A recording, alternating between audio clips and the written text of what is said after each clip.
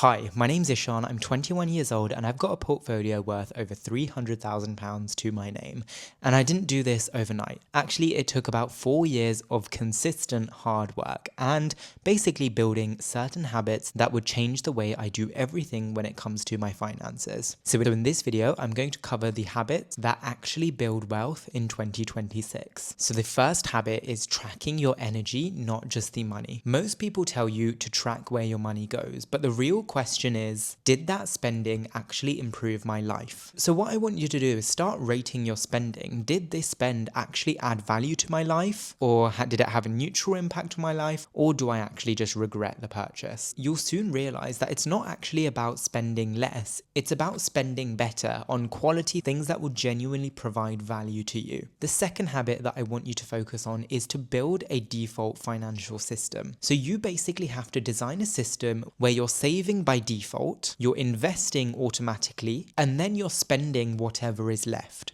So you want to prioritize number 1, saving, number 2, investing, and number 3, spending. So you're not actually deciding what you're doing with your money every single month. Instead, it's your system that decides this. Rich people do not rely on motivation. They essentially rely on systems that build up their life. So build a financial system that controls your spending. Number 3, the third habit I need you to work on is understanding your burn rate. You need to know one specific number every single month. How much does it cost to live the life that you live? Because this will give you the clarity and control and a target for financial freedom. So add up all of your expenses every single month and stretch it. And this is essentially your burn rate. This is basically the baseline. Once you know your baseline, you know exactly what you're working for.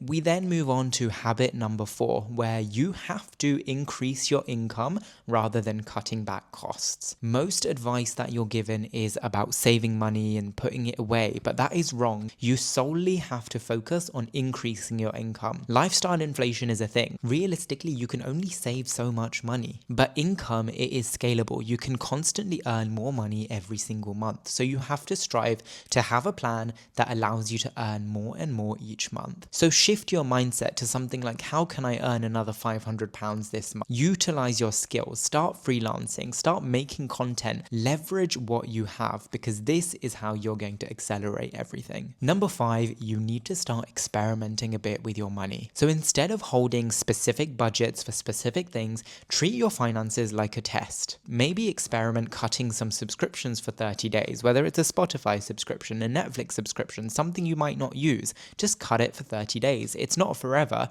You can even flip it and say, what if I actually invest 10% more this month? Or what if you just say you don't eat out this month? It's super low pressure goals, but you are learning a lot about yourself. You're literally just learning. The 6th habit that I want you to work on is changing your environment, specifically your financial environment. Your environment shapes exactly how you are as a person. The people you hang about with, the things you watch, the things you see on your TikTok or Instagram, that defines who you are. Ask yourself, who are your friends? What are they currently doing? Who are you following? What impact do these people have on my financial life? Because the answer is going to be the same all the time. They are impacting you, whether it's in a good way or a bad way. Ask yourself, are these people making you richer or are they making you poorer? So unfollow all of the noise around you that is essentially making you poorer, and instead follow people that build, people that think long term, because it's those people that will really shift your mindset into a growth mindset. Your inputs are basically your outputs. So surround yourself by people that genuinely will shape who you want to be in the future. Habit number 7 is about delaying every non-essential purchase by 48 hours. The biggest way that money just disappears is impulse. People are impulse buyers, and I am an impulse buyer as well,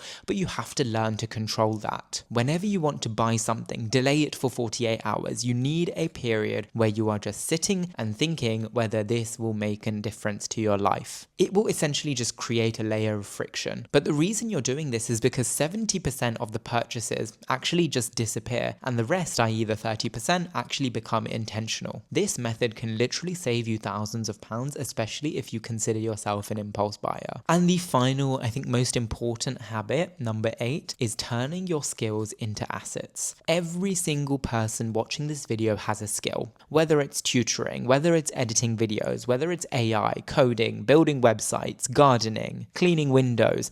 monetize these skills and compound them. First of all, monetizing these skills isn't hard. You can basically charge whatever you want for an hour's worth of your time.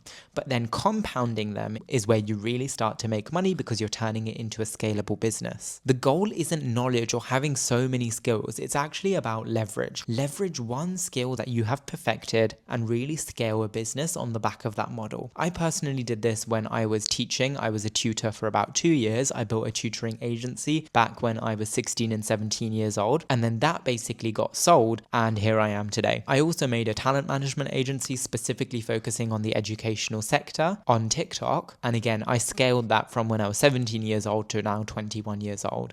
Most people think that financial literacy is about budgeting, creating spreadsheets, tracking every single penny. That is not the case. It's actually about awareness, systems, and leverage. As soon as you start doing these things right, money stops being stressful, and instead it starts becoming a tool that you can seriously leverage to better your life. Anyway, thank you guys so much for watching this video. It would mean a lot if you guys could subscribe, and I cannot wait to see you in my next video. See you soon. Bye-bye.